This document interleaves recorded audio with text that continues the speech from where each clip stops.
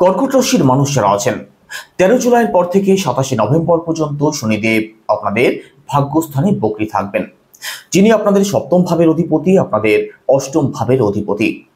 একই সাথে শনিদেবের দৃষ্টি পড়বে আপনাদের থার্ড হাউসে, আপনাদের ষষ্ঠ ভাবে, আপনাদের একাদশ ভাবে। ভাগ্যস্থানে যেহেতু শনিদেব বক্রগতিতে চলে আসবেন, ভাগ্যের ফল পেতে আপনাদের একটু সময় বেশি লাগবে। যে কাজ আপনাদের দুদিনে হয়ে যাওয়ার কথা ছিল, সেই কাজ হতে কিন্তু আরো দুদিন বেশি সময় লাগতে পারে। যে কোনো বড় ইনভেস্টমেন্ট, বড় ডিল অথবা যে কোনো বড় ডিসিশন ভালো করে ভাবনা চিন্তা করে তবেই নেওয়ার চেষ্টা করবেন।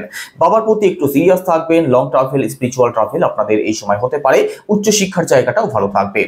অনলাইন কাজ যারা করেন, ডিজিটাল কাজের সাথে যারা যুক্ত আছেন, আপনাদের একটু প্রবলেম ফেস করতে হতে পারে। শর্ট ট্রাভেল আপনাদের হতে পারে।